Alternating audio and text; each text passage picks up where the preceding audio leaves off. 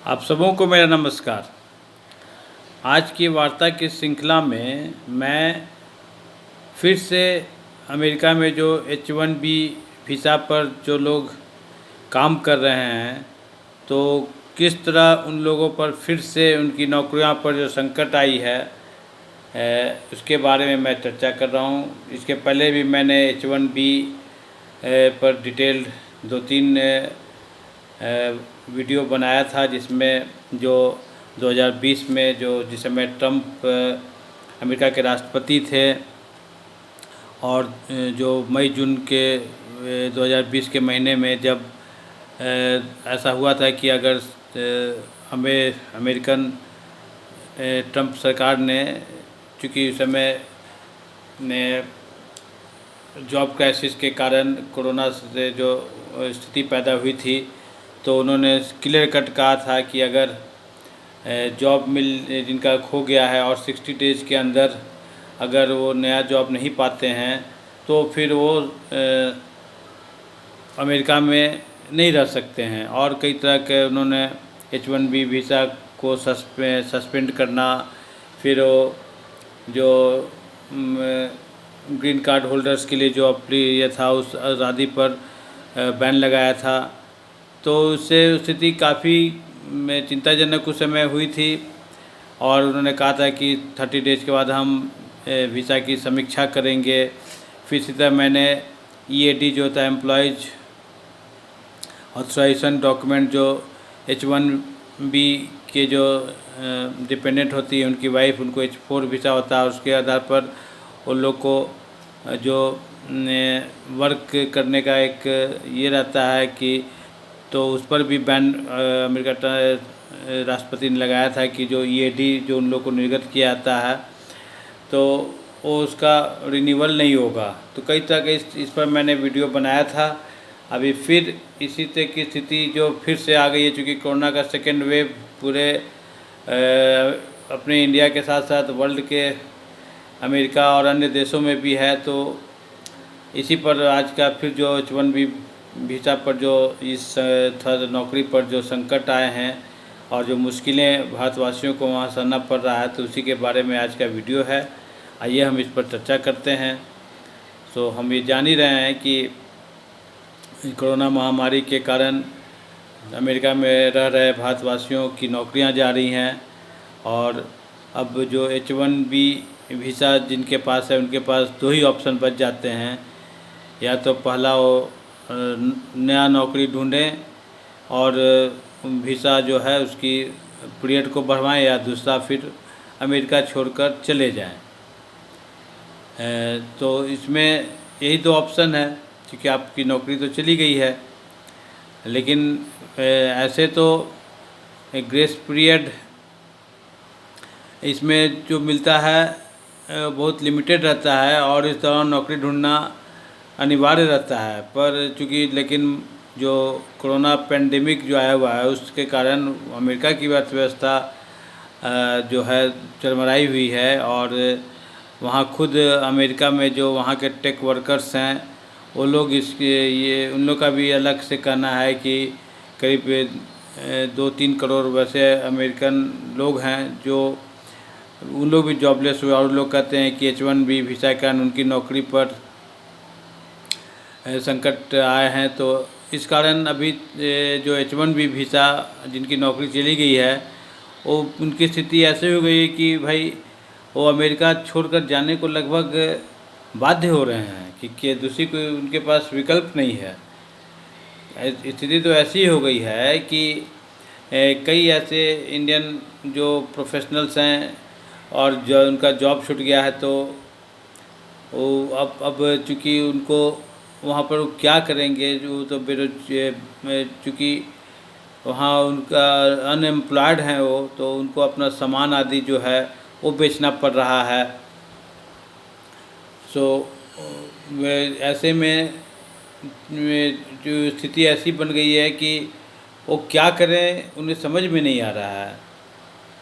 ऐसे एक भारतीय इंजीनियर हैं, वो तो कह रहे हैं कि भाई उनका वीज़ा स्टेटस अभी देखा जा रहा है, तो कोई एक्सटेंशन की बात भी जो अमेरिका की इमिग्रेंट एजेंसी है वो बात भी नहीं कर रही है, USCIS जो है।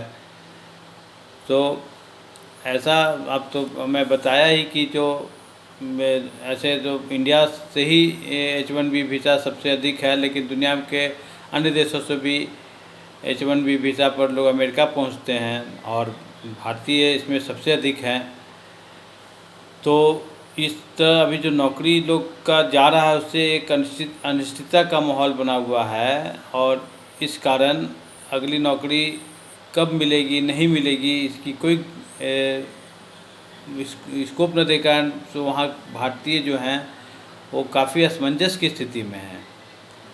और कुछ ऐसे लोग भी हैं जो किसी कारण से इंडिया ट्रैवल करने आए थे, और अभी जब उनको वापस अमेरिका जाना है तो इधर अमेरिका ने भारत पर ट्रैवल पर बैन लगा दिया है कोरोना को देखते हुए। इस वजह से जो ऐसे लोग जो किसी कारण से इंडिया आए थे, अटक कर इंडिया में फंसे हुए हैं, और ये ट्रैवल पर बैन कब तक रहेगा ये भी कोई स्पष्ट नहीं है। और दूसरी ओर भारत में जो US की कॉन्सुलेट ऑफिस है वो भी अभी बंद कर दिया गया है, जिस कारण कोई क्या स्थिति रहेगी। लोग वीज़ा के लिए जो स्टैंपिंग और ये दिख ले जाते हैं तो कोई ऑफिस नहीं कार्य करने के कारण वो कब वापस अमेरिका जाएंगे, अभी अनिश्चितता की स्थिति बनी हुई है। एक ऐसे ही एक फैमिली है अमेरिका में जो कि उसकी वाइफ बता रही है कि उसके हस्बैंड जो हैं अपने पिता के अंतिम संस्कार फ्यूनरल आदि के लिए भारत आए थे, और वो अमेरिका में अपनी बेटियों के साथ फंसी हुई है।